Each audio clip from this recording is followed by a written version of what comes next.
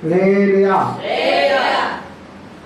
మంచిది ప్రియులారా, ఇంతవరకు మనము ఆ దేవదేవుని స్తుతించాం, ఘనపరిచాం.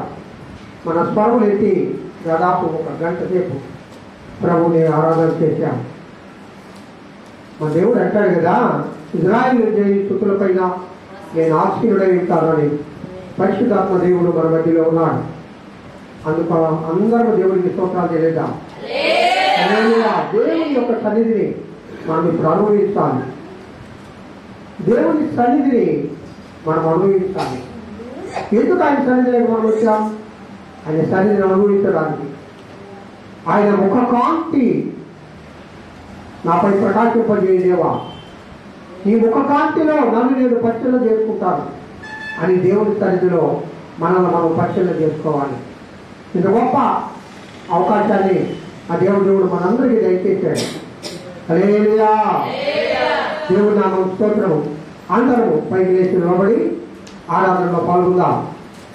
ఆరాధనలో నేను పాట ఎత్తండి అనేంతవరకు ఎవరు కూడా పాట ఎత్తద్దు.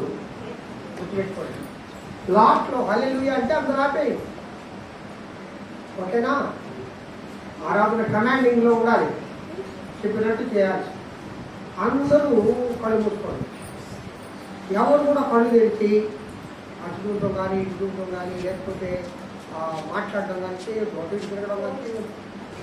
ఎందుకనగా మనమందరం ఏకాత్మతో ఆరాధన చేస్తే పరిశుద్ధాత్మ దేవుని యొక్క ప్రసన్నత మనపై ప్రబలితవుతుంది. హల్లెలూయా.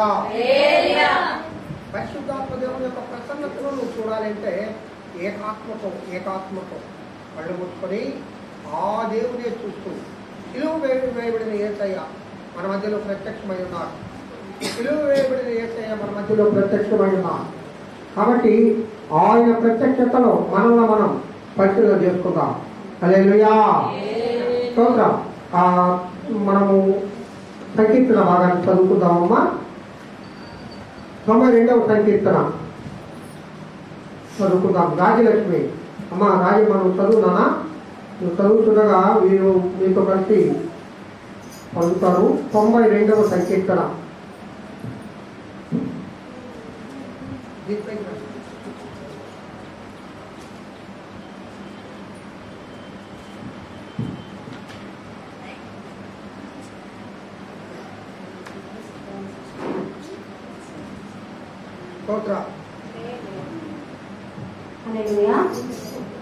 యెహోవాను స్తుతించుట మంచిది,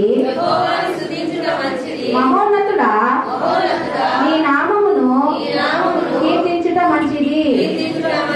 ఉదయమున నీ కృపను ప్రతి రాత్రి విశ్వాస్యతను 10 తంతుల స్వరమండలముతోను గంభీర ధ్వనిగల సితారాతోను ప్రచురించుట మంచిది. ఎందుకనగా యెహోవా నీ కార్యము చేత నీవు నన్ను సంతోషపరచుచున్నావు. నీ చేతి పనులను బట్టి నేను ఉత్సాహించుచున్నాను. యెహోవా నీ కార్యములు ఎంత దొడ్డవి, నీ ఆలోచనలు అతి గంభీరములు. పశుప్రాయులు వాటిని గ్రహింపరు, అవివేకులు వివేచింపరు. నిత్యనాశనము నందుటకే గదా భక్తిహీనులు గడ్డి వలె సిగుర్చుదురు. చెడు పనులు చేయువారందరూ పుష్పించుదురు. యెహోవా నీవే నిత్యము మహోన్నతులుగా నుందువు. నీ శత్రువులు యెహోవా నీ శత్రువులు నశించెదరు.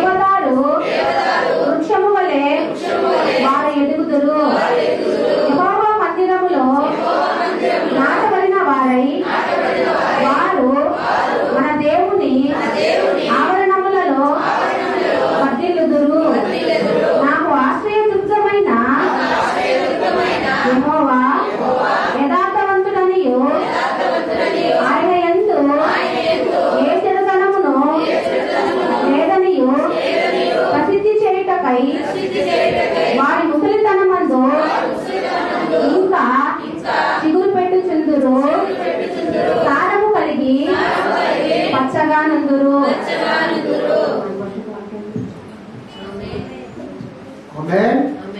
దేవుడు తన పరిశుద్ధ వాక్యమును ఆశీర్వదించి దీవించునుగాక. హల్లెలూయా. ముందు ప్రియ ఇంకా ముందుకు వచ్చేటప్పుడు వెనక స్థలం అందరూ ముందు జరిగి ఫ్రీగా కూర్చోండి. యెహోవాను స్తుతించుట మంచిది. ఎంత మంచి మాటలు ఇక్కడ భక్తుడు పలుకుతూ ఉన్నారు చూడండి. యెహోవాను స్తుతించుట మంచిది. ఉదయమున నీ కృపను, ప్రతి రాత్రి నీ విశ్వాసతను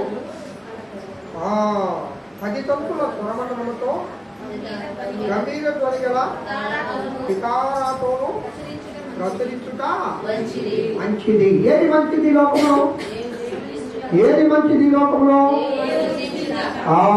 దేవుని స్తుతించుట. ఎందుకనగా యెహోవా నీ కార్యము చేత నీవు నన్ను సంతోషపరుచుతున్నావు. నీ చేతి పనులను బట్టి నేను ఉత్సహించుతున్నాను. దేవుడు వీళ్ళారా, విశ్రాంతి దినమున మనం పాల్గొనడానికి తగిన కీర్తన ఇది. దేవుని స్తుతించి దేవుని ఆరాధించడం మంచిది. ఆయన కృపలో మనల్ని మనం బలపరుచుకోవడం మంచిది. ఆ దేవుని సన్నిధిలో ఆ దేవుని ఆరాధించడం మంచిది. ఏ విధంగా దేవుని ఆరాధించాలి? ఆత్మతో, సత్యముతో దేవుని ఆరాధించాలి. హల్లెలూయా, హల్లెలూయా. ఇక్కడ ఒక మాట అంటారు ప్రియులారా, యెహోవా నీ కార్యములు ఎంత గొప్పవి, నీ ఆలోచనలో అతి గంభీరములు. దేవుని కార్యములు ఎంత గొప్పవి, దొడ్డవి అంటే అర్థం ఏంటి? ఎంత గొప్పవి. ఆయన కార్యములు ఎంత గొప్పవి. అనుభవిస్తూ ఉన్నావు ఆయన కార్యాలను. ఆలోచన చేయండి, దేవుని కార్యాలు ఎంత గొప్పవి, ఆయన ఆలోచనలు ఎంత గంభీరమైనవి. అయితే పశుప్రాయులు వాటిని గ్రహింపలేరట. మనం పశుప్రాయులు కాదు కదా, మనకి దేవుడిచ్చిన జ్ఞానం ఉంది కదా. దైవ జ్ఞానం ద్వారా మనల్ని మనము పరిశీలన చేసుకుంటూ మనల్ని మనం ఆరాధన చేసుకుంటాం కదా. పిల్లరా, దేవుని గంభీరత్వాన్ని మనం ఎదిగిన వారమైతే దేవుడు మనతో మాట్లాడతాడు. హల్లెలూయా, హల్లెలూయా. యెహోవా నీవే నిత్యము మహోన్నతుడుగా ఉండుకో. ఆయన ఎల్లవేళలా మహోన్నతమైన దేవుడు, మహా ఉన్నతమైన దేవుడు. ఆయన కంటే ఉన్నతమైన వారి లోకంలో మరి ఎవ్వరు కూడా లేరు. ఆయన ఆకాశ మహాకాశములపై ఆసీనుడైన దేవుడు. ఇలాంటి గొప్ప దేవుడి సన్నిధిలో నిలబడి ఆ దేవుని ఆరాధన చేయడానికి మనం ఉన్నామంటే మనం ఎంత ధన్యులమండి, మనం ఎంత ధన్యులమండి. ఎంత ధన్యకరమైన జీవితం ప్రభు మనకిచ్చాడు. ఆ దేవుని ఆరాధన చేయండి పిల్లగా. అయ్యా మేము బలహీనులము, అయ్యా మేము ఎన్నిక లేని వారము, అయ్యా మేము నాయన అదిగో తండ్రి నీటి ముడుగ లాంటి జీవితం కలిగిన వారము, గడ్డి పువ్వు లాంటి జీవితం కలిగిన వారము. మీరైతే మీ కృపలో మమ్మల్ని జ్ఞాపకం చేసుకొని మీ మహోన్నతమైన ఉన్నతమైన నామమును గణపరచడానికి, స్తుతించడానికి ఎంత గొప్ప సమయంలో మాకు ఇచ్చావు దేవా. మిమ్మల్ని స్తుతించడం మంచిది, మిమ్మల్ని ఆరాధించడం మంచిది, మిమ్మల్ని గణపరచడం మంచిది. హల్లెలూయా, హల్లెలూయా. అందరూ ప్రభు సన్నిధిలో వెళ్ళారా. ఒకసారి మనమందరం ఆ దేవుని యొక్క సన్నిధిలో ఆయనను ఆరాధన చేద్దాం. అందరూ కళ్ళు మూసుకొని ప్రభు ఒకసారి ఆరాధన చేయండి. దేవా నువ్వు మహోన్నతుడవు, నువ్వు మహిమాన్వితుడవు, నువ్వు ఉన్నతమైన స్థలంలో నివాసం ఉండే దేవుడు, నీవు ఆకాశ మహాకాశములను సృష్టించిన దేవుడు, సృష్టికర్తైన దేవుడా స్తోత్రం, మహోన్నతుడైన దేవుడా స్తోత్రం, సర్వాధికారి స్తోత్రం, సర్వోన్నతుడా స్తోత్రం, ఆదివాసమైన దేవా స్తోత్రం, స్తోత్రం, స్తోత్రం, స్తోత్రం. అందరూ దేవుని స్తోత్రించండి. మీ యువపాలను దేవుడికి అర్పించండి. దేవుని ఆరాధన చేయండి పిల్లగా. మా గొప్ప దేవుడు, ప్రేమ కలిగిన దేవుడు. ఆ ప్రభు సన్నిధిలో మనం చేరి ఉన్నాం, ఆ దేవుని సన్నిధిలో మనం చేరి ఉన్నాం. యేసయ్యా, యేసయ్యా పిలవండి ఈ దేవుని. ప్రభువా నీవు రండి నాన్న, నీవు నన్ను దర్శించు ప్రభువా. నీ దక్షిణ కాలము నీ ముఖ దక్షిణము నేను చేయాలి దేవా. నిన్ను నన్ను నీవు దర్శించు, నన్ను నీవు దర్శించు, నాతో నీవు మాట్లాడు ప్రభువా, నన్ను నీవు బలపడుతు ప్రభువా, నాతో నీవు మాట్లాడు దేవా. నువ్వు మాట్లాడితే నాకెంతో సంతోషం, నువ్వు మాట్లాడితే నాకెంతో ఆనందం ప్రభువా. నువ్వు మాట్లాడితే నేను బలపడతాను దేవా, నువ్వు మాట్లాడితే నేను స్వస్థపడతాను దేవా, నువ్వు మాట్లాడితే నేను బలపడతాను దేవా. నీ మాట నేను వినాలని మాట్లాడాలి. హల్లెలూయా, హల్లెలూయా, హల్లెలూయా. స్వరమెత్తి దేవుని స్తుతించండి, స్వరమెత్తి దేవుని ఆరాధించండి. సర్వాధికారి అయిన దేవుడు, సర్వోన్నతుడైన దేవుడు, మహోన్నతుడైన దేవుడు మన వద్ద ఉన్నాడు ప్రియులారా. హల్లెలూయా. దేవుని ఆరాధించండి, దేవుని ఆరాధించండి. Praise the lord, praise the lord, praise the lord, praise the lord, praise the lord. మహోన్నతుడా స్తోత్రం, స్తోత్రం, స్తోత్రం, స్తోత్రం, స్తోత్రం, స్తోత్రం, స్తోత్రం. స్తుతి, స్తుతి, స్తుతి, స్తుతి, స్తుతి, స్తుతి. ఆమేన్, ఆమేన్, ఆమేన్, ఆమేన్, ఆమేన్, ఆమేన్, ఆమేన్. ఆత్మతో సత్యంతో దేవుని ఆరాధన చేయాలి. ఆత్మతో సత్యంతో దేవుని ఆరాధన చేయాలి. ఆయన ప్రసన్నతమైన కుమ్మరించబడాలి. ఆ దేవుని మహిమను మేము చూడాలి. ఆ దేవుడు మీకు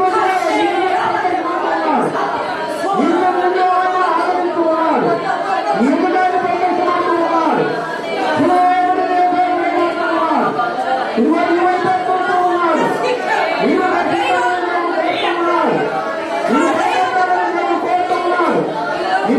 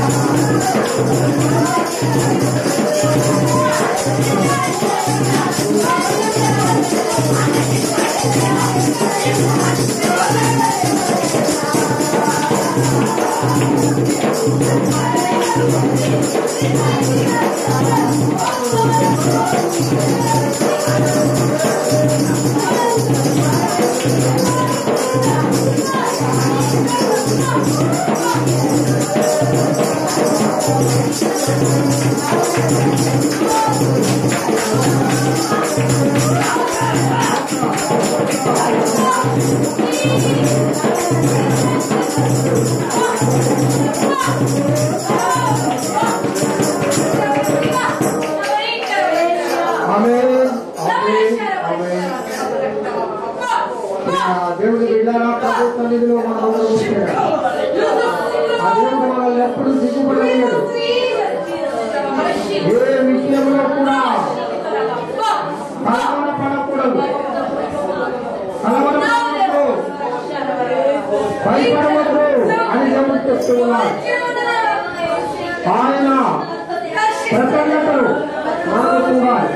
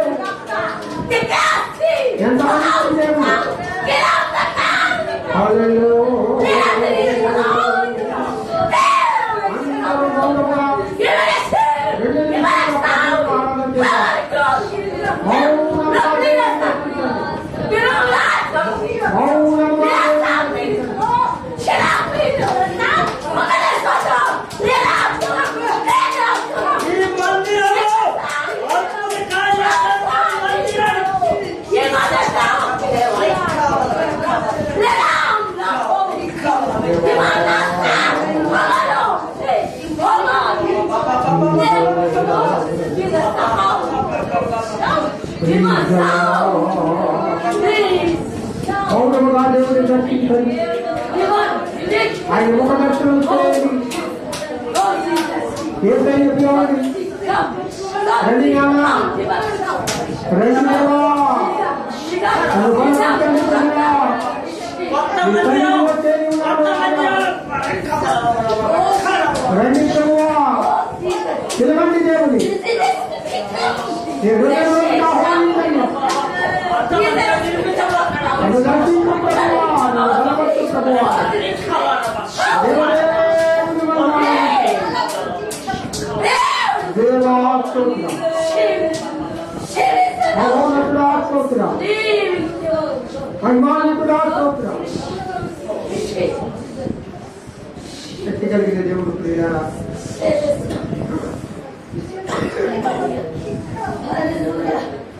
నిన్ను నన్ను బలపరచడానికి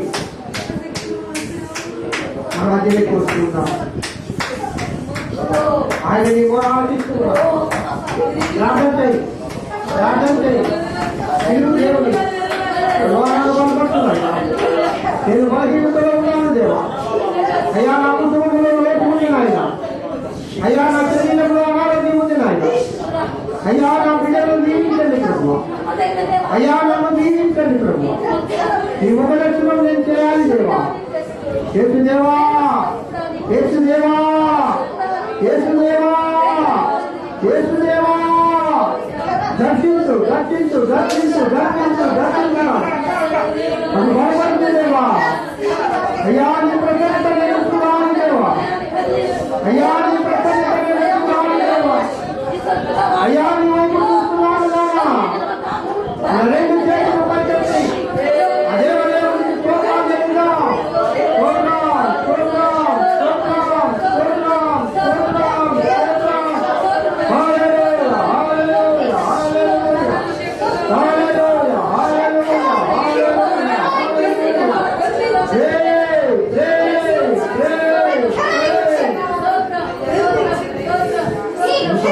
జై. ఎంత ప్రేమ కలిగిన దేవుడు.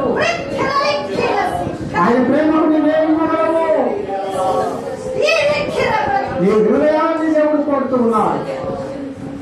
నీ అంతరంగాన్ని దేవుడు కోరుతూ ఉన్నాడు. ఆత్మతో సత్యంతో దేవుడు ఆరాధించాడు. హల్లెలూయా.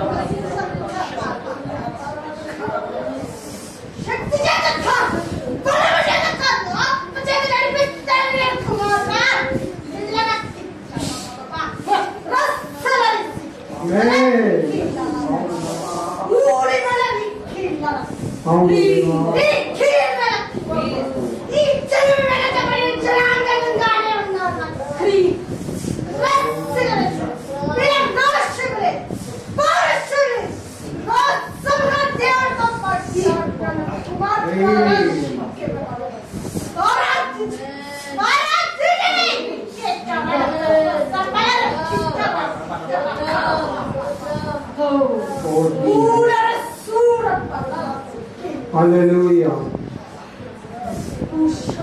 ఆమేన్. ప్రియులారా, దేవుడు మనతో మాట్లాడాడు. ఆ ప్రభు ప్రేమ నీ పట్ల ఉన్నది కాబట్టి ఆయన ప్రత్యేకించి నీతో మాట్లాడుతూ ఉన్నాడు. ఆయన ప్రత్యేకంగా నీతో మాట్లాడుతూ ఉన్నాడు. ఒకసారి మనలో మనం పరిచయం చేసుకున్నాం. మన హృదయాలను పరిశోధించుకున్నాం. ఏసయ్యా, నీవు తగినట్లుగా నేను జీవిస్తున్నానా? ఒకసారి నా హృదయాన్ని పరిశోధిస్తాను.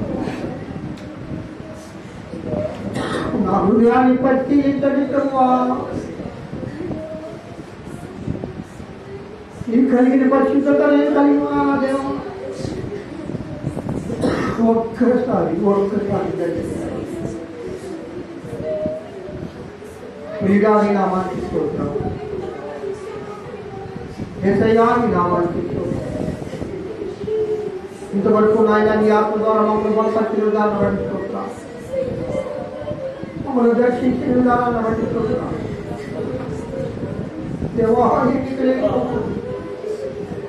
యేసయ్యా ఎన్నిక లేని వారు, దుమ్ముతులు లాంటి వారు, అయినా నీవు మమ్మల్ని ప్రేమిస్తున్నావు. మమ్మల్ని ప్రేమించడానికి ఏ అర్హత లేదు దేవా, ఏ అర్హత. అయినా మీరు మమ్మల్ని ప్రేమించారు. నా కోసం ప్రారంభించిన యేసయ్యా, నా వైపు చూస్తున్నాను, ప్రేమిస్తున్న యేసయ్యా,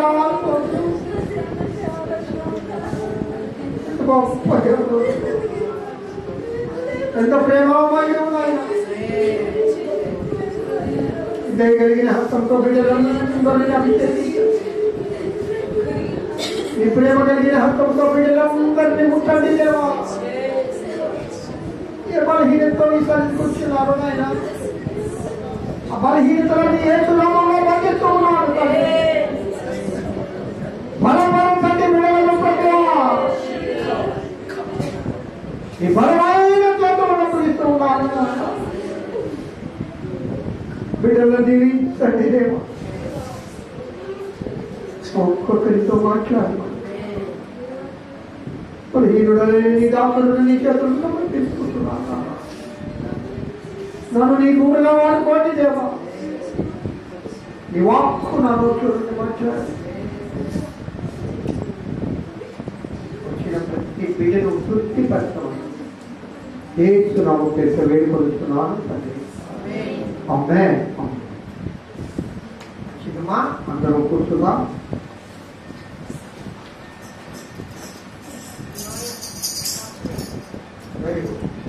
చెప్పు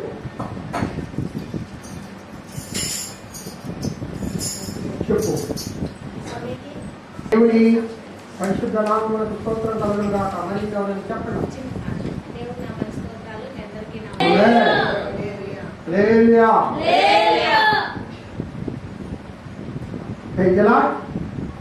మీ అందరికీ ప్రభు అయిన యేసుక్రీస్తు నామమున పేరిట వందనాలు. హల్లెలూయా. అప్పుడే చెప్పింది ఓన్లైన్ ప్లేట్ పెట్టుకోవాలని. నేను పెట్టాలనే ఉన్నా. మీరు ఏ డేట్ పెట్టడం అంటే ఆ డేట్ పెట్టుకొని దేవుని ప్రార్థన చేసుకున్నాం. దేవుని సన్నిధిలో గడపడము మనకెంతో మంచిది. మనం చదువుకున్న భాగం ఏ రాకుందామా? యెహోవాను స్తుతించుట మంచిది. ఇప్పుడు చూడండి, కొద్ది నిమిషాలు ప్రభు సన్నిధిలో చేయాలి. ఆత్మతో సత్యంతో దేవుని ఆరాధిస్తాం. నేనెంతో బలపడ్డాను అన్నాడు దేవుని స్తుతించండి. మనమెంతో నేనెంతో బలపడ్డా, నాకెంతో శక్తి వచ్చింది. ఆ ప్రభు యొక్క ప్రసన్నత నా పైన ప్రసన్న. ఆ ప్రభు ముఖ దర్శనం నేను చేయగలిగాను. ఆ దేవుని ప్రత్యక్షతను నేను పొందగలిగాను. ఆ దేవుని శక్తిని నేను పొందగలిగాను.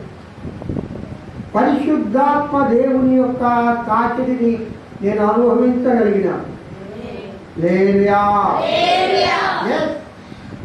ప్రభు సన్నిధిలో చేరడం అనేది మనకెంత ఆశీర్వాదకరం. ప్రియులారా, ఈ దినము మన ధ్యానాంశము గతంలో మనం విశ్వాస వీరుల చరిత్ర గురించి చెప్పుకుంటూ వస్తూ ఉన్నాం.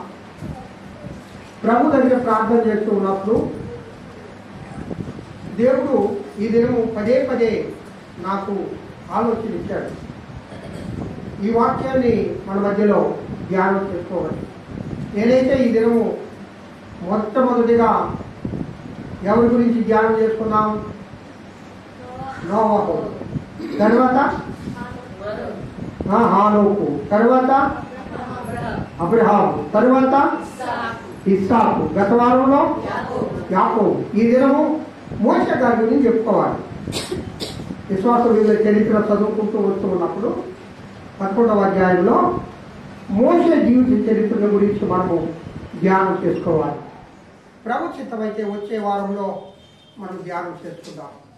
ఈ దినం అయితే ఆ దేవుని సన్నిధిలో దేవుడు నా ఆత్మలో ప్రేరణించాడు. ఈ వాక్యాన్నే మనము ధ్యానం చేయాలని మనం చదివిన భాగం సంకీర్తన బాగా చదివాం కదా. 12వ వచనం చదువునా? 21, 12. నీతిమంతులు ఖర్జూర వృక్షము వలె మోవు వేయుదురు.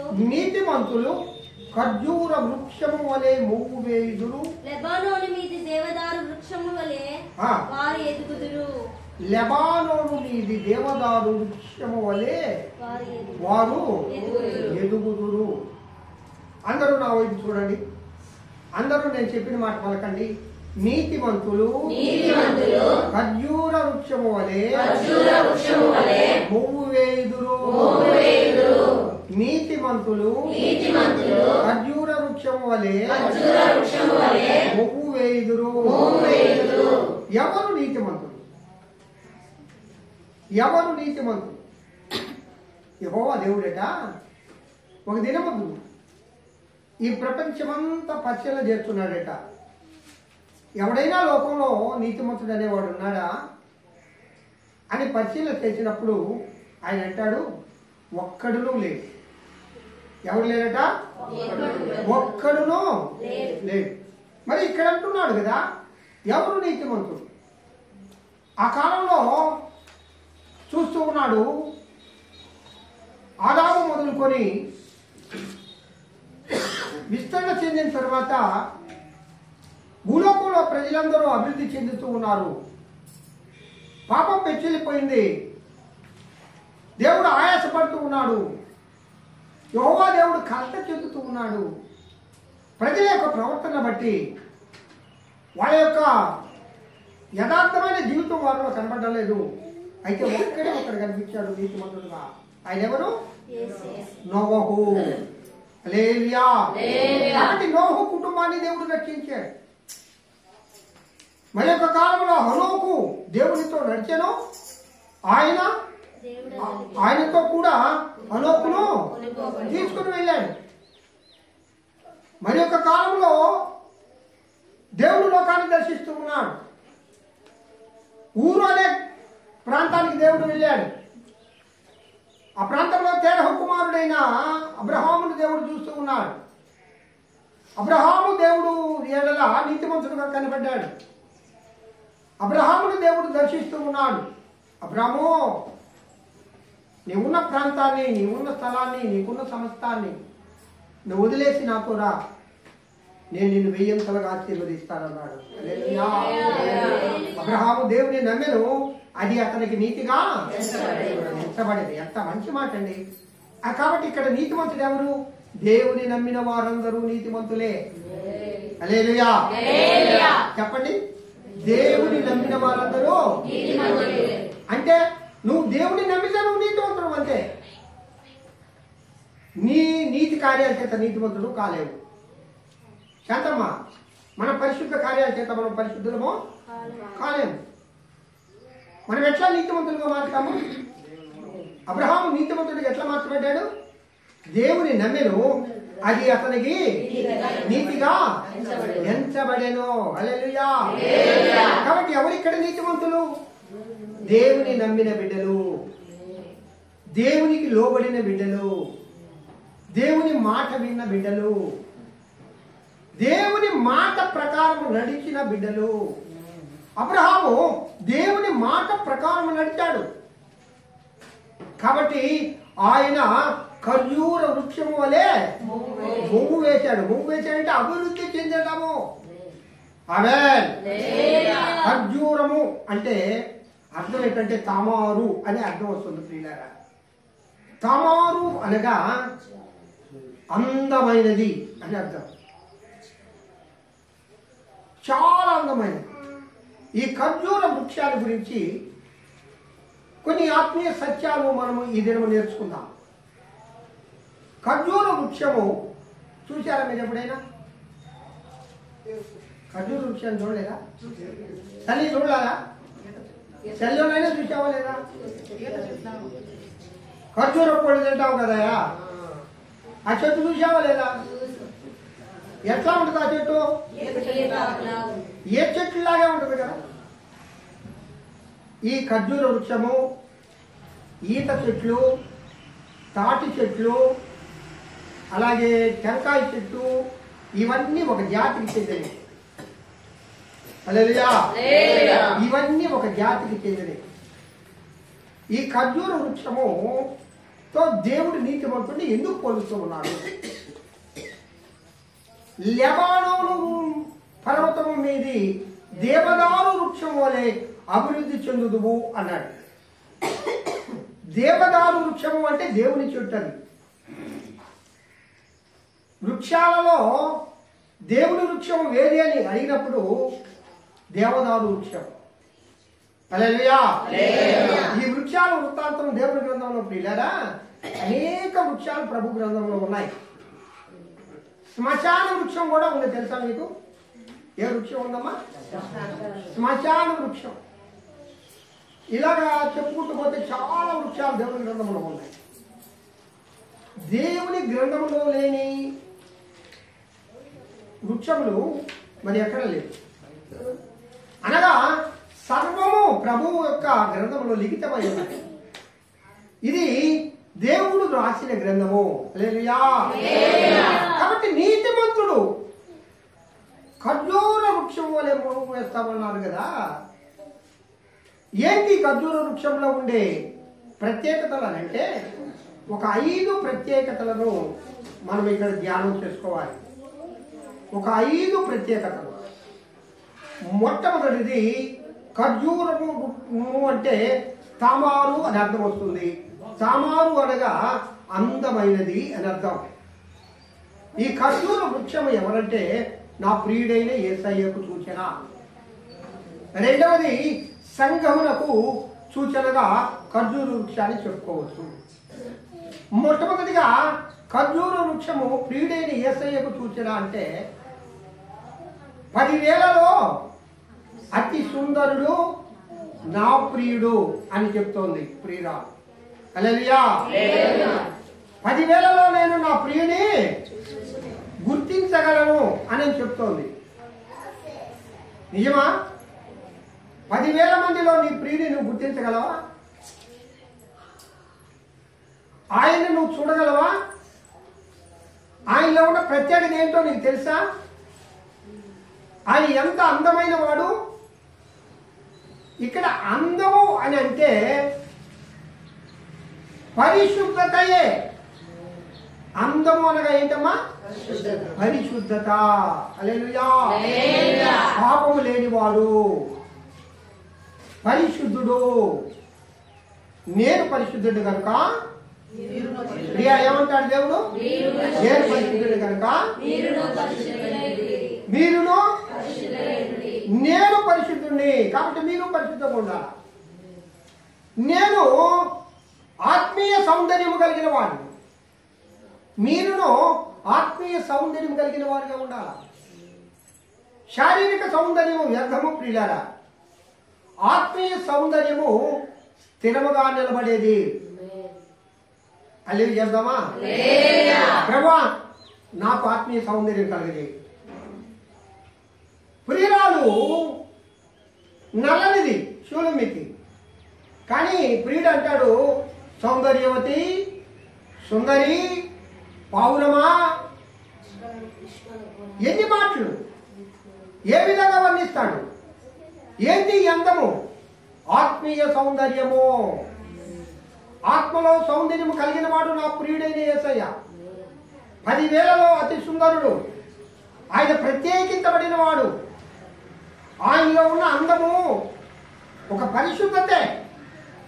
ఆయనలో ఏ పాపము లేదు. ఆయన అంటాడు ఒకసారి ఆ పరిశీలన దగ్గర, శాస్త్రుల దగ్గర చేరి, ఆ ధర్మశాస్త్ర చెట్ల దగ్గర చేరి, నాలో పాపం ఉన్నదని మీరెవరైనా స్థాపించగలరా అంటే చెప్పగలరా? మనం అట్లా చెప్పగలమా ఇప్పుడు ఈజీలో నిలబడి? ఏమ్మా ఎవరైనా చెప్తారా? సరే నువ్వు చెప్తావా? నేను చాలా పరిశుద్ధుండే, నాలో పాపం ఉందని మీరు చెప్పగలరా అనేది ఎవరు చెప్పగలరా? ఈ లోకంలో ఆ విధంగా ఛాలెంజ్ చేసిన వాళ్ళు ఎవరైనా ఒకరిని చెప్పగలరా? ఈ లోకంలో ఆ విధంగా ఛాలెంజ్ చేసి నేను పరిశుద్ధుండి, నేను పాపం లేని వాడిని, నేను నీతిమంతుణ్ణి అని చెప్పగలిగిన ఎవరైనా ఉన్నారా అని, దేవుళ్ళు అని పేరు పెట్టబడిన వారు కానీ లేక లోకంలో పుట్టిన వారు ఎవరైనా కానీ, ప్రతి ఒక్కరిలో ఒక లోకం ఉన్నది ప్రియులారా. ఎవరు కూడా ధైర్యంగా చెప్పలేరు, కానీ నా ప్రియుడైన యేసయ్య మాత్రమే చెప్పాడు. హల్లెలూయా. దేవుడైన యేసయ్య మాత్రమే చెప్పాడు, నేను పరిశుద్ధుడను. ఎంత ధైర్యం కావాలి ఆ మాట చెప్పాలంటే? ఎవరి దగ్గర చెప్తూ ఉన్నాడు? ఆయనలో ఎక్కడెక్కడ తప్పులు ఎదుగుదామా అని ఆయన్ను పరిశీలించే వాళ్ళ దగ్గర చెప్తున్నాడు, ఆయన్ని శోధించే వాళ్ళ దగ్గర చెప్తున్నాడు, ఆయనను లో తప్పులు ఎదిగే వాళ్ళ దగ్గర చెప్తూ ఉన్నాడు. నేను పరిశుద్ధుడను చెప్పండి. అందరూ సిగ్గుతో తలదించుకుంటున్నారు, కానీ నీలో ఈ పాపం ఉన్నది అని ఎవరు చెప్పలేదు. అందుకే ఈ యొక్క ఖర్జూర వృక్షము పరిశుద్ధమైనది, హల్లెలూయా, అందమైనది, ఆత్మీయ సౌందర్యము కలిగినది. లేరా నీ ప్రియుడే యేసయ్య నీళ్ళు ఏం కోరుకుంటున్నాడంటే ఆత్మీయ సౌందర్యాన్ని కోరుకుంటూ ఉన్నాడు, పరిశుద్ధతను కోరుకుంటూ ఉన్నాడు, నీతిమత్వాన్ని కోరుకుంటూ ఉన్నాడు. ఎక్కడి నుంచి వస్తుంది మనకి నీతి అనగా?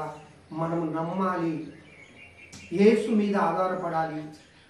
అబ్రహాము యేసును నమ్మాడు, అబ్రహాము యెహోవాను నమ్మాడు, అబ్రహాము దేవుని నమ్మాడు, అది ఆయనకు నీతిగా ఎంచబడింది. నీవు కూడా దేవుని నీతిని నువ్వు అలంకరించుకోవాలి. హల్లెలూయా. ఆయన అంటాడు, నా నీతి అనే మైమరువు నీకు తొడుగుతాను అంటాడు. మైమరువు అంటే అర్థమైంది పై వస్త్రము కదా. ఏంటి? పై వస్త్రము. తుమ్మకర్ర ఉందమ్మా, బలిపీఠం చేయాలా. అలాగే ఆ యొక్క పరిశుద్ధ స్థలంలో ఉండే ఉపకరణాలన్నీ కూడా తుమ్మకర్రతో చేయమన్నాడు దేవుడు. ఆ తుమ్మకర్ర అంతా నలిపే, ఆ తుమ్మకర్రను శుద్ధి చేయి. ఎంత ఎంత చెక్కతా ఉన్నా ఆ నలుపు ఎక్కడికి పోదు. పై యొక్క ఆ తొక్క తీసేసినా కూడా అది దాని లోపల భాగం కూడా నల్లగానే ఉండాలి. నల్ల తుమ్మ చెట్టు, దాని బ్రతికే నలుపు, దాని జీవితమే నలుపు, తెల్లదనం అనేది రాదు. అప్పుడు అది పరిశుద్ధ స్థలంలోకి రావాలంటే, అది ఒక బలిపీఠంగా మార్చబడాలి అంటే, అది దేవుణ్ణి ఆరాధించే ఒక ఉపకరణంగా మార్చబడాలి అంటే దానిపైన ఒక బంగారు రేకును పొదగాలి. హల్లెలూయా. ఒక బంగారు రేకును పొదగాలి. అప్పుడు లోపల ఉన్న నలుపుతనం కనబడదు. ఆ బంగారత్వము, ఆ బంగారము అనగా ఎవరు?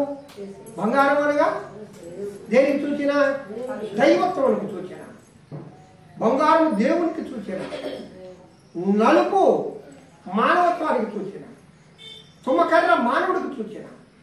నీవు నేను పాపము చీకటిలో ఉన్నవారు ప్రియులారా. ఈ పరిశుద్ధ స్థలంలో నేను నిలబడ్డానంటే, ఈ పరిశుద్ధ స్థలంలో మీరు కూర్చున్నారంటే ఆ దైవత్వము, ఆ దేవుడు, ఆ దేవుని యొక్క కృపతో మనల్ని కప్పి ఉన్నాడు కాబట్టి మనము దేవుని ఆరాధించగలుగుతున్నాం. హల్లెలూయా. ఆ దేవుని యొక్క దైవత్వం ద్వారా మాత్రమే మనం ప్రభుని ఆరాధించగలుగుతూ ఉన్నాం. బంగారంతో పొదగబడాలా, నీతి అనే మైమరుతో నువ్వు పొదగబడాలా. నీతి అనే పైబట్ట దేవుడు నీకు ఇవ్వబోతున్నాడు, నీతి అనే వస్త్రం నీకు ఇస్తూ ఉన్నాడు. నీ నీతి కాదు. దేవా దేవా నా నీతి యావత్తు మురికి గుడ్డ లాంటిది అంటాడు. హల్లెలూయా. నా నీతి యావత్తు ఎలాంటిదంట? ఎవరు చెప్తున్నాడు ఈ మాట? అమ్మా ఎవరు చెప్తారు ఈ మాట? ఆదమ్మ. ఎవరు? దేవుని ముఖదర్శనాన్ని చూసినప్పుడు నా నీతి యావత్తు మురికి గుడ్డలాగా ఉంది. యెషయా గారు ప్రవక్తల్లో గొప్ప ప్రవక్త. ఆ ధవళ సింహాసనం పై ఉన్న ఆ దేవుని యొక్క సింహాసనముపై ఉన్న ధవళ సింహాసనుడైన దేవుడు చూసినప్పుడు అదిగో ఆయన ఆశీనుడై ఉన్న సింహాసనాసుడైన దేవుడు చూసినప్పుడు దేవా ఆయన అంటున్నాడు, నా పెదవులు అపవిత్రమైనవే, అయ్యో అయ్యో అంటూ ఉన్నాడు. ప్రియులారా, దేవుని ముఖ దర్శనం ఎప్పుడైతే చూచాడో, ఆ దేవుని సింహాసనాసుడైన దేవుడు ఎప్పుడు చూచాడో అప్పుడు అంటున్నాడు, అయ్యో అనే స్వరం ఆయన నుంచి వస్తుంది. ఆయన ఎలాంటి వాడు? ప్రవక్తలలో పెద్ద ప్రవక్త, ముఖాముఖిగా దేవుడితో మాట్లాడగలిగిన వాడు, ముఖాముఖిగా దేవుడిని చూసినవాడు, దేవుడి స్వరం విన్నవాడు, ఇశ్రాయేలీయులను నడిపించేవాడు. అంత గొప్ప ప్రవక్త అంటూ ఉన్నాడు, అయ్యో నేను అపవిత్రుడను, అయ్యో నేను అపవిత్రమైన పెదవులు గలవాడును. ఎప్పుడు కనబడింది? ఆ ధవళ సింహాసనుడైన ఆ దేవుని మహిమను చూసినప్పుడు మన మలినత్వం కనబడుతుంది. హల్లెలూయా. ప్రభు సన్నిధిలోకి మనం అందరూ వచ్చాం. దేవుని సన్నిధిలో కూర్చోగానే ఈ మహిమతో నిండిన ఈ పరిశుద్ధ దేవాలయంలో, ఈ దేవుని ప్రసన్నతతో నిండిన ఈ పరిశుద్ధ దేవాలయంలో కూర్చోగానే మనలో ఉన్న మలినాలు ఏంటో, మనలో ఉన్న పాపం ఏంటో, మనలో ఉన్న దోషం ఏంటో, మనము దేనిలో లోటుగా ఉన్నామో, మనము ఎక్కడ దేవుని స్తుతించడంలో వెనుకబడిపోయినామో, మనలో ఏ మత్సం ఉన్నదో, మనలో ఏ డాకు ఉన్నదో, మనలో నీలో ఏ మలినం ఉన్నదో ఆయన ప్రసన్నతలో నువ్వు చూసుకోగలవు.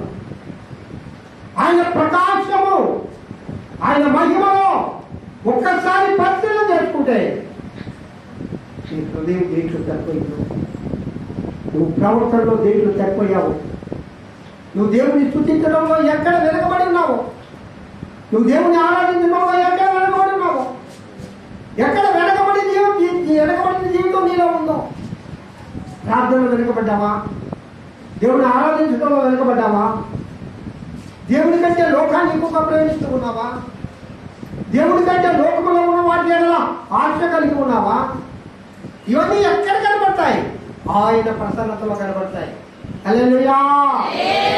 ఆయన ప్రసన్నతలో కనిపిస్తాయి. ప్రియ దేవుని బిడ్డలారా, మహిమాన్వితుడైన దేవుని ప్రసన్నత నువ్వు చూసినప్పుడు నీ నోటిలో నుండి ఒక శబ్దం వస్తుంది. అదేమిటనగా అయ్యో అయ్యో. మలినమైన పెదవులు కలిగిన వాడు, మలినమైన హృదయం కలిగిన వాడు. ఎందుకనగా ఆయనంత ప్రసన్నత నాలో లేదు, ఆయనంత పరిశుద్ధత నాలో లేదు. అదిగో నా జీవితం అంతా మచ్చలు, గాములు, ముడతలు.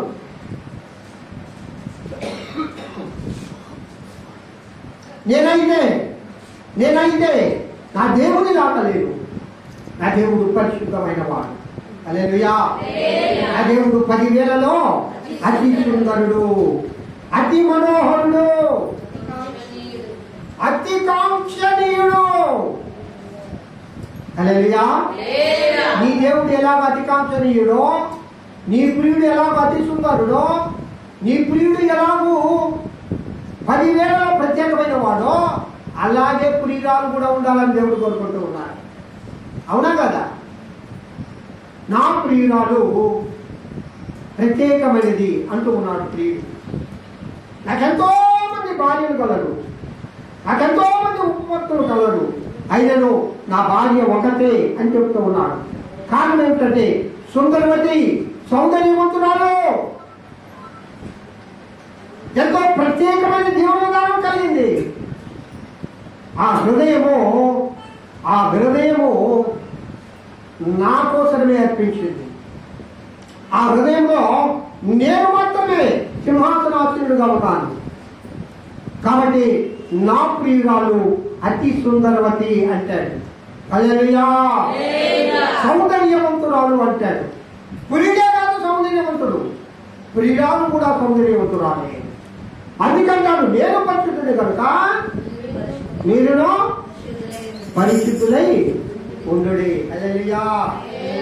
ఈ ఖర్జూర వృక్షంలో ఉన్న మొట్టమొదటి ఉత్తమోత్తమ లక్షణం ఏంటనగా పరిశుద్ధమైనది. రెండవది ప్రియులారా, ఈ ఖర్జూర వృక్షము ఎలాంటిదనగా జయ జీవితము కలిగింది. ఎలాంటిదమ్మా? ఖర్జూర వృక్షాలు ఎక్కడ పెరుగుతాయి? ఎక్కడ పెరుగుతాయి? ఎడారిలో. ఏ చెట్టు మొలకెత్తని ప్రాంతంలో ఈ చెట్టు మొలకెత్తుతుంది. నీరు లేని ప్రాంతంలో ఈ చెట్టు మొలకెత్తుతుంది. పచ్చదనం లేని ప్రాంతంలో ఇది పచ్చదనాన్ని ఇస్తుంది. అక్కడ ఏ చెట్లు కూడా మొలవు, ఆ ప్రాంతంలో మొలకెత్తుతుంది. అనగా ఈ లోకం పైన జయమును పొందే ఒక మంచి గుణము కలిగింది ఈ యొక్క ఖర్జూర వృక్షము. హల్లెలూయా. ఎడారిలో అనగా వ్యతిరేకమైన వాతావరణంలో కూడా ఎదగగలిగిన శక్తి కలిగినది ఈ ఖర్జూర వృక్షం. నా ప్రియుడైన యేసయ్య కూడా ఈ లోకంలో ప్రియులరా, లోకమంతా ఆయన్ని ద్వేషించిన, లోకమంతా ఆయన ఎరివేసిన, ఆయన్ని చేర్చుకునే వారు ఎవ్వరూ లేకపోయినా, అయ్యా నేను నిన్ను వెంబడిస్తాను అని ఒక భక్తుడు అంటాడు. అరే బాబు, వాడుకో విడుదలకు ఊళ్ళున్నవి, నక్కలకు బరీలున్నవి, మనిషి కుమారుడు తలవాల్చుకున్నట్టు కూడా స్థలం లేదు, నువ్వు నన్ను వెంబడిస్తావా అని అంటాడు ఒక ధర్మంతుడు. వెంటనే ఒక శిష్యుడుండి, అయ్యా నా తండ్రి చనిపోయినాడు, నేను వెళ్ళి పాతి వస్తానంటే, మృతులను పాతి పెట్టుకుంటారు కానీ నీవు నన్ను వెంబడించు అంటాడు. వాడిని మాత్రం వెంబడించు అంటాడు, ఇతను మాత్రం వెంబడించు అంటాడు. ఏం కారణం? అతని ఆశ దేవుడిని వెంబడిస్తాను అంటున్నాడు కానీ లోకాన్ని వదలలేదు, లోకంలో ఉన్న ఆ ధనాన్ని వదలలేదు, లోకంలో ఉన్న ఆ యొక్క గొప్పతనాన్ని వదలలేదు, ఈ లోకంలో ఉన్న ఉన్నతిని వదలలేదు. దేవుడు కూడా కావాలని కోరుకుంటున్నాడు. నువ్వు అవసరం లేదు నాయనా అన్నాడు.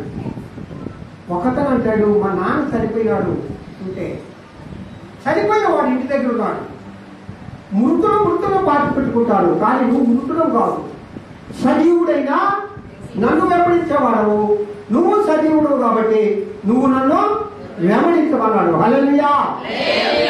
మనం ఇప్పుడు ఎవరుగా ఉండాలా? మనం సజీవుడైన దేవుడిని వెంబడించే వారముగా ఉండాలా? మనం సజీవుడుగా ఉండాలా? మనం మృతులను పాటిపెట్టే వారంగా ఉండకూడదు, లేక లోకాశలు కలిగిన వారిని దేవుడు రమ్మని పిలవడు ప్రియులారా. అందుకే లోకాశలు కలిగిన వారిని దేవుడు రమ్మని పిలవడు. ఈ ప్రభువు లోకంలో పుట్టినప్పుడు ఆయన మరణం వరకు వ్యతిరేకమైన భావాలలోనే పెరిగాడు యేసయ్య. ఎన్నో హింసలు, ఎన్నో కష్టాలు. ఆయన్ని ప్రతిదినం చంపాలని చూసేవారమ్మా. ఎవరు? ప్రధాన యాజకులు, పరిసయ్యులు, వాళ్ళందరూ కూడా ఎప్పుడు దొరుకుతాడా చంపుదామా అంటే అనుదినము తాను కాపాడుకుంటూనే పెడతాడు దేవుడు. 33 సంవత్సరం. ఆ 3 సంవత్సరంలో అయితే ఇంకా భయంకరంగా. అసలు ఆయన పుట్టినప్పుడే హేరోదు మహారాజు ఏం చేశాడు? ఆయన చంపాలని కొన్ని లక్షల మంది చిన్న బిడ్డలు చంపేశాడు. అనగా ఈ ప్రభువు వ్యతిరేకమైన పరిస్థితులలో కూడా మహోన్నతుడుగా ఎదిగాడు. హల్లెలూయా, హల్లెలూయా. ఆయనను చంపాలని చూస్తున్నారు పుట్టిన నాటి నుండే. వీళ్ళరా ఎడారి ప్రాంతంలో ఈ ఖర్జూర వృక్షము ఏ విధంగా పెరుగుతుందంటే జయ జీవితం కలిగి పెరిగి అనేక మందికి ఆహారం ఇస్తూ ఉంది. చెప్పండి దేవుని వైపుదామా. ఎడారి ప్రాంతము, అక్కడ ఆహారం లేని ప్రాంతము, అది ఎదగని ప్రాంతము, అది నీరు దొరకని ప్రాంతము, అది మొక్కలు పెరగని ప్రాంతము. అక్కడ కూడా కూడా ఈ ఖర్జూర వృక్షము ఎదిగి ఏమిస్తుంది? ఆహారాన్ని ఇస్తుంది. నా ప్రియుడైన యేసయ్య జీవాహారంగా నీకు నాకు పంచబడ్డాడు. హల్లెలూయా, హల్లెలూయా.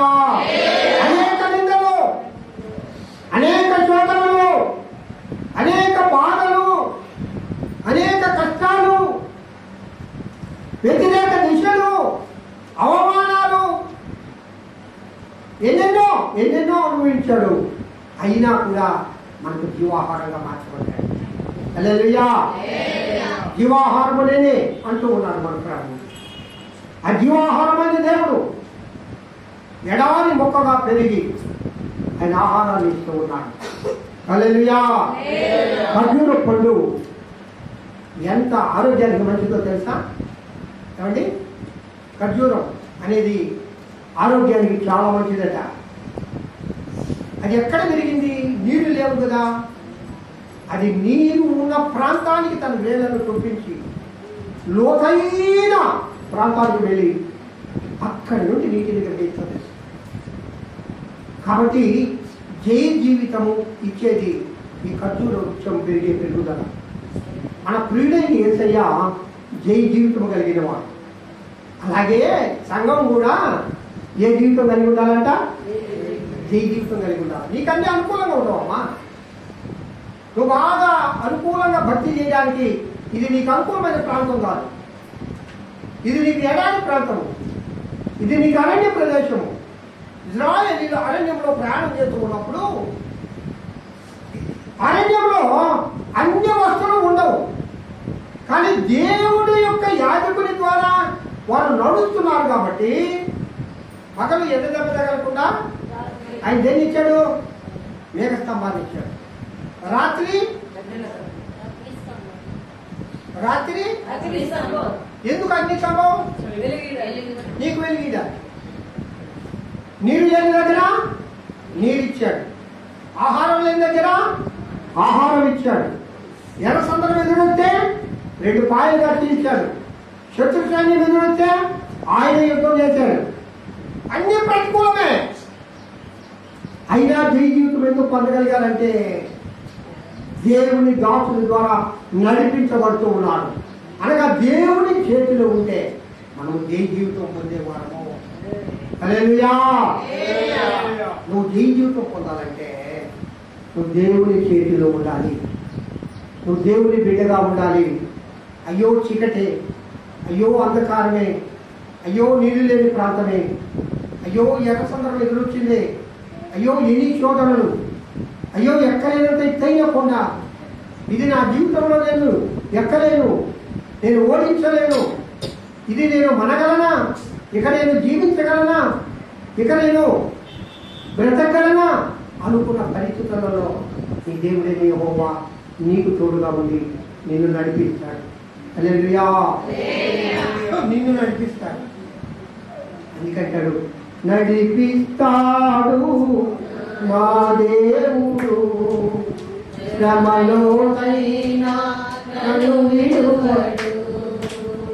నడిపిస్తాడు నా దేవుడు,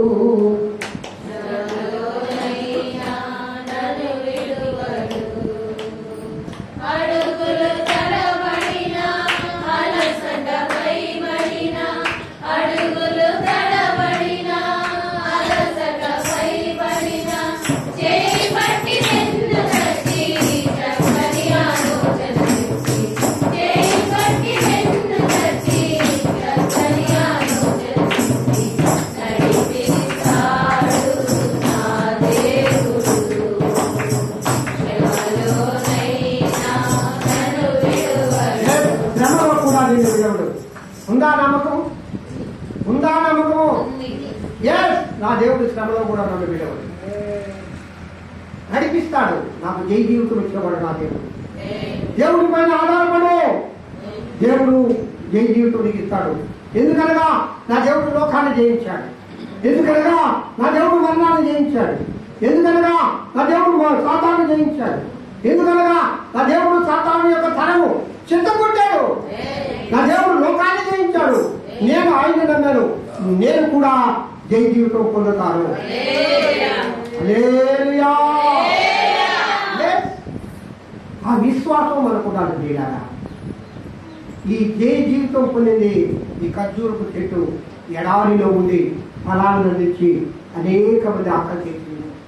ఆ ప్రియుడైన యేసయ్య ఎడారి జీవితం అనుభవించి అనేక మందికి జీవాహారంగా మారాడు.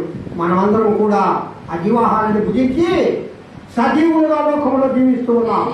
హల్లెలూయా. మీకు సంగతి చెప్పనా, జీవాహారం భుజించిన వారు ఎప్పటికీ మరణం ఉండరు. అవునా? అవునన్న వాళ్ళు దేవుడు చూపించండి. నిజమేనా? నేను మరణం పొందనా? శారీరక మరణం పొందుతావు కానీ ఈ ఆత్మకు మరణము నిత్య జీవము. మృతులు ప్రాతి పెట్టుకుంటారు. నన్ను వెంబడించు, నేను నిత్య జీవుడు ఇస్తాను అని యేసయ్య చెప్తూ ఉన్నాడు. నీకు మరణం లేదు, ఆ రెండవ మరణం నీకు లేదు. నిత్య జీవము, నిత్యము దేవుడితో నువ్వు జీవించే బిడ్డగా ఉంటావంటే జై జీవితం పొందిన యేసయ్యను నువ్వు ఎరిగి ఉండాలి. హల్లెలూయా. జై జీవితం పొందిన జీవాహారము నువ్వు తినగలిగి ఉండాలి. ఆ జీవాహారంలో మనం చేయి వేయాలి, ఆ బలలో మనం చేయి వేయాలి, ఆ రొట్టెను మనం భుజించాలి. ఇంకా ఎదుగుపడిపోతే ఎట్లా? ఇంకా రాకుండా ఉంటే ఎట్లా? అక్కడికి ఇంకా దూరమైపోతే పోతూ ఉంటే ఎట్లా? నువ్వు ఎప్పుడు వస్తావు? ఎప్పుడు జీవాహారాన్ని భుజిస్తావు? ఎప్పుడు బలం పొందుతావు? నీ దేవుడి బిడ్డ విజయము పొందిన ప్రభు నిన్ను కూడా విజయ పదంలో నడిపించాలని దేవుడు కోరుకుంటున్నా. మూడవ లక్షణం ఏంటనగా ఈ ఖర్జూర వృక్షము వంకరతనం లేకుండా ఉంటుంది. వంకర దగ్గరగా ఉంటుందా? ఆమె చూశారు కదా ఖర్జూర వృక్షము. ఈత చెట్టు అనుకోండి, తాటి చెట్టు అనుకోండి, ఈత చెట్టు ఉన్నట్టే ఉంటుంది, ఈత ఆకులు ఉన్నట్టే ఉంటాయి. ఇంకా ఖర్జూర వృక్షంలో ఉండే అమూల్యమైన సత్యాలు ఇంకా ఉన్నాయి, 2-3 సత్యాలు. అది వంకరగా ఉండదండి, అది చక్కగా పెరుగుతుంది. హల్లెలూయా. అది భూమి నుండి ఆకాశం వైపు మాత్రమే, ఆకాశాన్ని చూస్తూ చక్కగా పెరుగుతుంది. తన జీవితంలో వంకర లేదు. చిన్నదైన మార్గంలో చదువు కలిగిన భూమిలో నిన్ను నేను నడిపిస్తానని దేవుడు చెప్తూ ఉన్నాడు. నా దేవుడు వంకర లేనివాడు, నా దేవుడు చక్కనైన వాడు, నా దేవుడు చూడ చక్కని వాడు, నా దేవుడు ఎత్తైన అనుభవం కలిగిన వాడు, నా దేవుడు వంకరి టింకరగా ఉండేవాడు కాదు. వాడు వంకరోడు రా అంటావు. కుమారు ఏమంటావు? ఎందుకంటావు? వాడి చూపు వంకరా, వాడి శాస్త్రాలు వంకరా, వాడి ప్రవర్తన వంకరా, వాడి మాటలు వంకరా, వాడు నడిచే నడక వంకరా. అప్పుడు కొందరైతే ఎంత వంకర దగ్గరగా నడుపుతుంటారు. ఎట్ట సరి ఎక్కడతారు? కాలు కరెక్ట్గా పడదు. స్టైలు అదే స్టైలు, అదే స్టైలు వంకర స్టైల్. అది చక్కని స్టైల్ కాదు. దేవుడికి చక్కని కాలు ఇచ్చాడు, చక్కని శరీర సౌష్ఠవం ఇచ్చాడు, అందమైన ఒక ఆకారాన్ని ఇచ్చాడు. నువ్వు రాజు టీవీలాగా నడిచిపోవాలి కానీ ఆ నడకేంద్రం అంటే అది స్టైల్ అంటారు. అది ఎక్కడి నుంచి వచ్చింది? వంకర బ్రతుకు నుంచి వచ్చింది. హల్లెలూయా.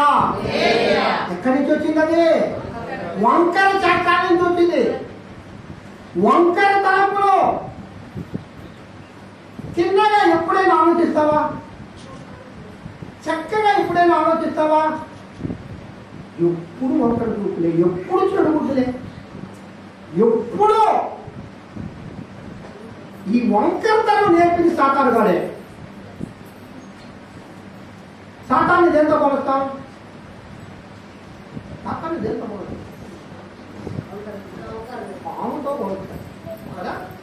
పాము ఎప్పుడైనా చక్కగా నడిచిపోతా అసలు అది నడవాలంటేనే దాని బతుకే ఒక వంకర దగ్గర. ఎందుకు దేవుడు అవసరం చేశాడు?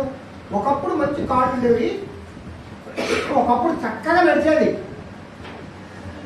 ఎప్పుడైతే అవ్వమ్మను నాశనం చేసిందో నీ బతుకే వంకరని దేవుడు చెప్పించాడు.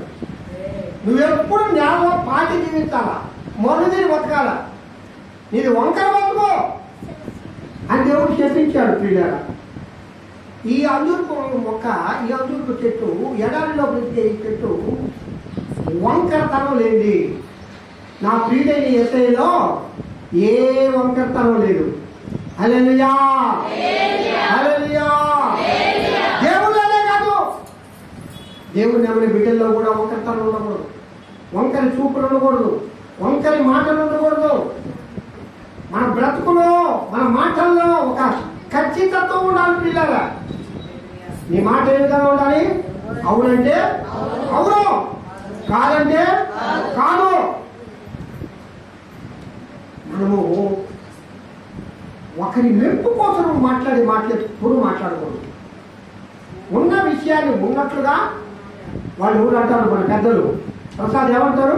కొండ మాటలు కొట్టినట్టుగా మాట్లాడాలంట. అంతే కదా, అంతే కదా. ఏ మాట మాట్లాడినా కొండ మాటలు కొట్టినట్టుగా మాట్లాడాలా. మన సంఘంలో ఒక ఆమె ఉందమ్మా, కొండ మాటలు కొట్టినట్టుగా మాట్లాడాలి. ఎవరో చెప్పండి. ప్రతిదానికి నేను అంతే కొండ మాటలు కొట్టినట్టుగా మాట్లాడతా. రాజమ్మ తర్వాత రాజమ్మ కూతురు ఉన్నాడు నేరమ్మ. నేరమ్మ కూడా కొండ మాటలు కొట్టినట్టుగా అవసరం బాధపడతారా లేకపోతే ఏమన్నా లేదు. నేనంతే అంటే మనస్తత్వం చెప్తున్నాను. అంటే దేవుడు చెప్పాడు కానీ కుండబద్దలు కొట్టినట్టుగా ఉండాలా. ఇతరంగా మనస్సులో బాధ పెట్టేటట్టుగా కూడా మాట్లాడకూడదు. వంకరతనంగా మాట్లాడకూడదు. మోసపు మాట్లాడతాం. వంకర మాటలు అంటే ఏంటి? మోసపు మాటలు. స్వలాభాపేక్ష, లాభం పొందాలని మాట్లాడుతున్నాడు. ఇప్పుడు నాలో గొప్పతనం లేదు, నాలో ఉన్నది కొంచెమే, నన్ను అతిగా పొగుడుతున్నాడంటే అర్థమైంది. ఉన్నవి లేనివి నాలో కిరీటం తెచ్చి పెడుతున్నాడంటే అర్థమైంది. నా నుంచి ఏదో ఆశించి పొందాలని. లోకంలో వ్యవహారం చేయాలి ఆనందంగానే ఉంటుంది ప్రియులారా. కానీ దేవుని నమ్మిన బిడ్డలు, కానీ నా ప్రియుడైన యేసయ్య ఎక్కడ కూడా ఆ విధంగా మాట్లాడలేదు. ఆయన సమాజ మందిరంలో చేరి ధర్మశాస్త్రంలో బోధిస్తూ ఉంటే వాళ్ళందరూ ఏమనుకుంటున్నారంటే, ఇతను ఏంటిరా బాబు అధికారం కలిగిన వాడిగా మాట్లాడుతూ ఉన్నాడు. అధికారం ఉంది. ఎందుకంటే ఆయన మాటలు వంకరవి కావు, ఆయన చూపులు వంకరవి కావు, ఆయన బ్రతుకు వంకరవి కాదు, ఆయన పరిశుద్ధమైన వాడు, ఆయన చిన్నమైన మార్గంలో నడిచేవాడు. ఆయన అంటాడు, రే సంగమా, చదునైన మార్గంలో నిన్ను నేను నడిపిస్తాను, చదునైన మార్గంలో నిన్ను నేను నడిపిస్తానంటాడు. వంకరి మార్గంలో కాదు, చదునైన మార్గము. ఆ మార్గం ఏది? యేసయ్యే. హల్లెలూయా. నేనే మార్గము, నేనే సత్యము, నేనే జీవము అన్నాడు నా ప్రియుడైన యేసయ్య. ఆయన మార్గంలోనే మనమందరం నడవాలి. ఆయన మార్గము వంకరి మార్గం కాదు. సరే, టైం అయిపోతుంది. ఇంకొక లక్షణాల గురించి చెప్తాను ప్రియులారా. తర్వాత ఈ ఈ ఈ జాతికి చెందిన చెట్లన్నీ, ఏ జాతి? ఖర్జూర చెట్లు జాతికి చెందినవి. తాటి చెట్టే కానీ. అందుకంటాడు, నువ్వు తాళ వృక్షమంతా చెల్లని దానవు అంటాడు. ప్రియురాలని ఏమంటాడు?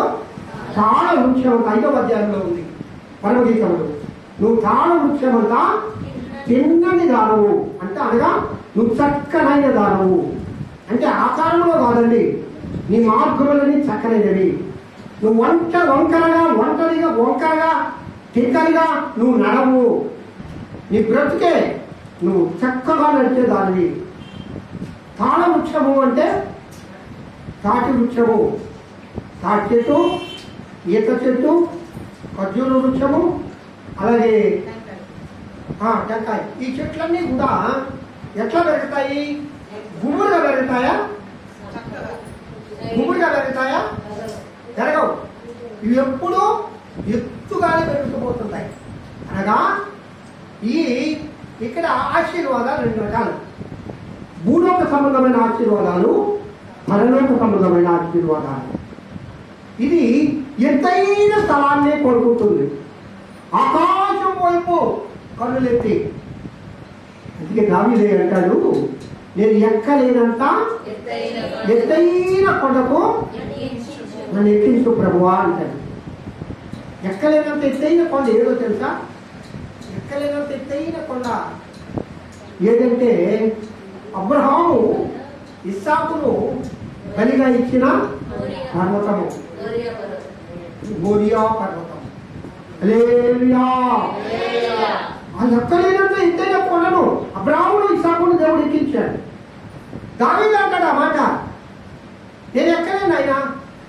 అనగా ఆ ఎత్తైన అనుభవాలు, ఎత్తైన ఆత్మీయ అనుభవాలలో నేను నడవలేను. నా కాళ్ళు అంత ఎత్తైన ప్రదేశంలో నడవలేవు. నేను శక్తి లేని వాడిని, నేను కుంటివాడిని. ఇదిగో నా కాళ్ళను లేని కాళ్ళుగా నువ్వు చేయి ప్రభువా. నా కాళ్ళు ఎత్తైన స్తంభంలో ఎక్కాలేనైనా ఆ ఆత్మీయ శక్తిని నాకు నువ్వు దయచేయి ప్రభువా అని దేవుడి దగ్గర ప్రార్థన చేశాడు ప్రియులారా. హల్లెలూయా, హల్లెలూయా. ఈ చెట్లు, ఈ ఖర్జూర వృక్షము అది ఎప్పుడు కూడా ఆకాశంలో ఉండే ఆశీర్వాదాలే కోరుకుంది. భూలోక సంబంధమైన ఆశీర్వాదాలు కోరుకోలేదు. ఎత్తైన ఆశీర్వాదాలు, ఎప్పుడు పరలోక సంబంధమైన ఆశీర్వాదాలు, పర సంబంధమైన ఆశీర్వాదాలు. ఇది దేవుడు బిడ్డ, నీ సంగమా, నేను మాట మీకు చెప్తున్నాను, ఎప్పుడైతే నువ్వు పైన వాటిని వెతుకుతావో వాటితో కూడా దేవుడు ఈ లోక సంబంధమైన ఆశీర్వాదాలు కూడా నీకు దయచేయను గాక. హల్లెలూయా. పర సంబంధముగా దేవుడు వెతికినప్పుడు, ఈ లోక సంబంధంగా దేవుడు నీకు సమస్తము అనుగ్రహిస్తాడు. నువ్వు పైన వాటి కోసం వేగిరపడు, పైన వాటి కోసం వెతుకు, పైన వాటి కోసం పరిగెత్తు. ఎక్కడైనంత ఎత్తైన కొండలో ఎక్కించు ప్రభు అని ఆ దేవుడిని వేడుకో. అప్పుడు ఆయన పర సంబంధమైన ఆశీర్వాదాలతో పాటు ఇక సంబంధమైన ఆశీర్వాదాలు కూడా ఇస్తాడు. అందుకంటాడు ప్రభు, నా బిడ్డలను ఎప్పుడు నేను తలగా ఉంచుతానే కానీ ప్రతి విషయంలో దేవుడు నిన్ను ఒక అత్యధికమైన స్థానంలో ఉంచుతాడు. నమ్ముతున్నావా? నమ్మితే దేవుడి స్తుతించు. చివరిగా పిల్లరా, 5వది, ఈ చెట్టు కాపు కాసిన తర్వాత అంట, ఈ అందులో చెట్టు ఆ గెల్ల కొట్టేసిన తర్వాత ఎండిపోయినట్టుగా తయారవుతుందంట. ఎండిపోయింది. ఇక అది బ్రతకతో తెలియదు. అందుకే అంటాడు, నీతిమంతుడు ఏ వృక్షలాగా ముగ్గు వేస్తాడు. ముగ్గు వేయడం అంటే అర్థం ఏంటి? మొలకెత్తడము, అభివృద్ధి చెందడము, మొలకెత్తడము. ఈ ఎండిన చెట్టు పునరుజ్జీవింపబడము, పునరుద్ధానము. ఈ పునరుద్ధాన బలమును అనుగ్రహించింది ఎవరు? ప్రభువైన యేసయ్య. హల్లెలూయా. నా ప్రియుడు మరణమును గెలిచి లేచినవాడు. నా ప్రభు మరణమును గెలిచి లేచినవాడు, పునరుద్ధాన బలము అనుగ్రహించేవాడు. అరే, ఈ చెట్టుకి ఎండిపోయింది, ఇది కొట్టేయాలా, ఇక ఏ జీవము లేదు దీంట్లో అనుకున్నప్పుడు ఆ జీవము లేని చోట జీవమును పుట్టించి మువ్వు వేయించగలిగిన శక్తిమంతుడు నా దేవుడు. హల్లెలూయా. ఎందుకంటాడు, నీతిమంతులు ఎన్నిసార్లు పడిపోతారంట?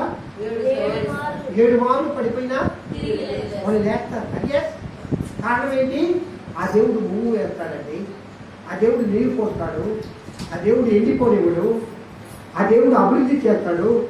నీ దేవుడు ఎలాంటి దేవుడు అంటే, నువ్వు పడిపోతూ ఉంటే నిన్ను పట్టుకొని లేవనెత్తే దేవుడు, నిన్ను నిలబెట్టే దేవుడు, నీకు అభివృద్ధిని చూపే దేవుడు. అనేక సమయాలలో నువ్వు పడినప్పుడు కూడా నిన్ను పైకి లేవనెత్తే దేవుడు. అనేక సమయాలలో నేను ఎందుకు పనికిరాను అనుకున్న దినాలు నీలో ఉన్నవి. అయ్యో నా బ్రతికించాను కూడా దినాలు నీలో ఉన్నవి. అయినా కూడా నీ ప్రభు నీ దగ్గరకు వచ్చి నిన్ను నిలబెట్టిన దినాలు లేవా? నిన్ను బలపరిచిన దినాలు లేవా?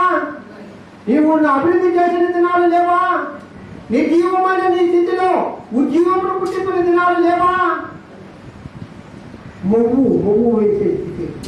ఎస్, నీతిమంతులు ఖర్జూర వృక్షం వలె మొవ్వు వేయుదురని ఎందుకన్నాడంటే ఖర్జూర వృక్షం ఎప్పుడు ఎండిపోదు. కారణం ఏంటనగా అది దేవుని దయగలిగి ఉన్నది. హల్లెలూయా. సంఘం ఎప్పుడు నిర్జీవులు కాదు ప్రియులారా. నీతిమంతులు అనగా దేవుని నమ్మిన బిడ్డలు ఎప్పుడు నిర్జీవులు కాదు, ఎప్పుడు ఎండిపోరు, ఎప్పుడు సారం లేని వారుగా ఉండరు. ఇందాక మనం చదివిన భాగంలో ఉన్నాం. వృద్ధాప్యంలో ఉన్నవారు 21వ అధ్యాయం తగ్గిస్తున్న వారు ఆఖరికి వచ్చిన చదవండి. ఏముంది తెలుసా? వారు ముసలితనమందు ముసలితనమంతా చిగురు పెట్టుకుందరు, సారము కలిగి పచ్చగా ఉందరు. ఎవరు? నీతిమంతులు. హల్లెలూయా. నీతిమంతులు ఎవరు? దేవుని నమ్మిన బిడ్డలు, దేవుని ఆరాధించే బిడ్డలు, దేవునిపై ఆనుకున్న బిడ్డలు, తను తాను తగ్గించుకున్న బిడ్డలు, దేవుని కోసం బ్రతికే బిడ్డలు, దేవుని ఆరాధించే బిడ్డలు, దేవునితో స్నేహం కలిగిన వారు. దేవుడే జీవము కలిగిన దేవుడు తనకు దేవుడుగా కలిగిన వారు అంటే మనము. హల్లెలూయా. సారము కలిగి నువ్వు జీవిస్తావు, పువ్వు వేస్తావు. యేసుక్రీస్తు ఇక శిలువ అప్పగించబడబోయేటప్పుడు ఎరుషలేములో ఆయన వెంబడించే వాళ్ళు ఏ మంటలు ఎత్తుకొని దేవుడిని ఊరేగించారు? ఖర్జూర మొక్కలు. మీకు తెలుసా? ప్రకటన గ్రంథంలో చదవండి. ఆ పరిశుద్ధులు, ఆ ధవళ సింహాసుడైన యేసును, ఆ ధవళ సింహాసుడైన దేవుని ఆరాధిస్తూ వాళ్ళట ఖర్జూరపు మట్టలు ఎత్తుకొని దేవుని స్తుతించిరి అని రాయబడింది. హల్లెలూయా. అనగా పిల్లరా, ఈ ఖర్జూరపు మొక్క నేను మొదట చెప్పాను, ఇది సగము. నువ్వు పరలోకంలో కూడా దేవుని ఆరాధిస్తావు, ఈ లోకంలో ఉన్నప్పుడు దేవుని ఆరాధించావు, ఈ లోకంలో ఉన్నప్పుడు దేవుని మహిమపరిచావు, నువ్వు పరలోకంలో కూడా దేవుని మహిమపరుస్తావు అని అర్థం. కాబట్టి ఈ ఖర్జూరపు చెట్టులో ఉన్న ఈ 5 సత్యాలను ఈ దినం మనం తెలుసుకున్నాం. మొట్టమొదటి ఏం చెప్పండి? అందమైనది, పరిశుద్ధమైనది. రెండవది ఏంటి చెప్పాలా? నేను ఇంకేం చెప్పాను కదా, ఆత్మీయ సౌందర్యం. రెండవది, మొట్టమొదటిది ఆత్మీయ సౌందర్యం, పరిశుద్ధమైనది. రెండవది జై జీవితం కలిగినది. మూడవది వంకరగా ఉండేది కాదు, చక్కనైనది, చిన్నది మార్గంలో నడిపించేది. నాలుగవది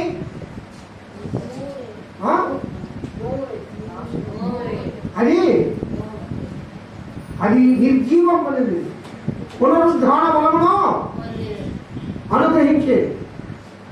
నీ దేవుడు బిడ్డగా మనం కూడా ఖర్జూర వృక్షం వలె మొవ్వు వేసే జీవితం కలిగి ఉండాలా?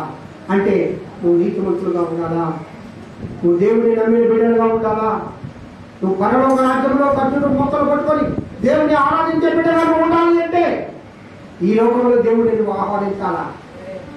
ఈ లోకంలో దేవుడిని నువ్వు మహిమపరచాలా? ఈ లోకంలో దేవుడిని నువ్వు ఆరాధించాలా? ఈ లోకంలో ఆరాధన చేయకుండా పరలోక ఆరాధనకు నువ్వు అర్హురాలు కాదు. ఈ లోకంలో దేవుడిని స్తుతించకుండా, ఈ లోకంలో దేవుడిని గణపరచకుండా పరలోక రాజ్యంలో నువ్వు గణపరచడానికి వీల్లేదు. ఇక్కడి నుంచే ప్రభువును గణపరచడం, మహిమపరచడం మనం నేర్చుకోవాలి. అందుకంటాడు నీతిమంతులు ఖర్జూర వృక్షం వలె మొవ్వు వేయుదురు. కాబట్టి మన జీవితం, ఆత్మీయ జీవితము అభివృద్ధి పరువులో ఉండాలి, వాడిపోయే స్థితిలో ఉండకూడదు. సారము కలిగి ఉండాలా? పచ్చగా ఉండాలి, శక్తి కలిగిన బిడ్డలుగా ఉండాలి, దేవుని నామమును చాటించే బిడ్డలుగా ఉండాలి. దేవుని ప్రసన్నతను పొందిన బిడ్డలుగా ఉండాలి. దేవుని శక్తిని పొందిన బిడ్డలుగా ఉండాలి. అనేక మందికి ఆ ప్రభు సువార్తను చాటే బిడ్డలుగా మనం ఉండాలి. అలాంటి కృప నా ప్రియుడైన యేసయ్య మనందరికీ దయచేయుగాక. హల్లెలూయా. దేవుడి ఇచ్చిన వాక్యమును ఆశీర్వదించి దీవించుగాక. మంచిది ప్రియులారా, ఈ వాక్యం నిమిత్తం ఆత్మలో ప్రేరణ కలిగిన వారు ప్రార్థన చేయండి. కళ్ళు వస్తున్నాం, ప్రార్థన చేయండి. తండ్రి, నేను నామకరిస్తున్నాను గాక, అలాగే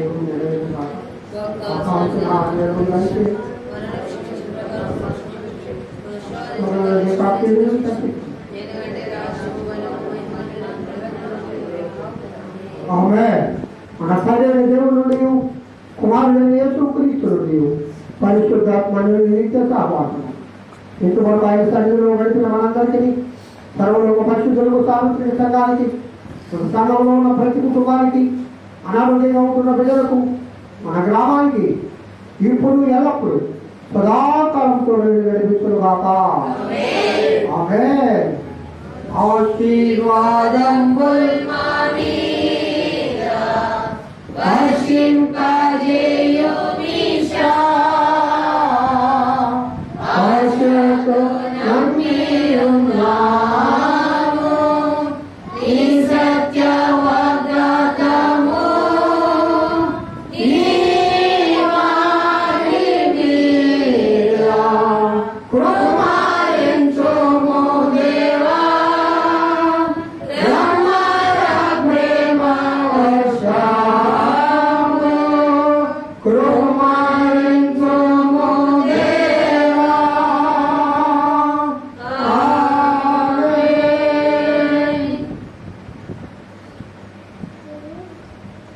సర్వాధికారి, సర్వోన్నతుడైన దేవుడు, మహోన్నతుడైన దేవుడు రాబోయే కాలంలో ఆయన కృపలో నిన్ను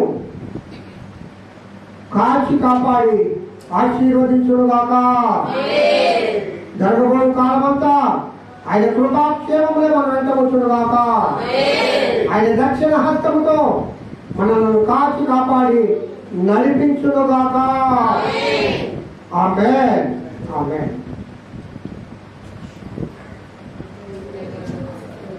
అందరికీ వందనాలమ్మా.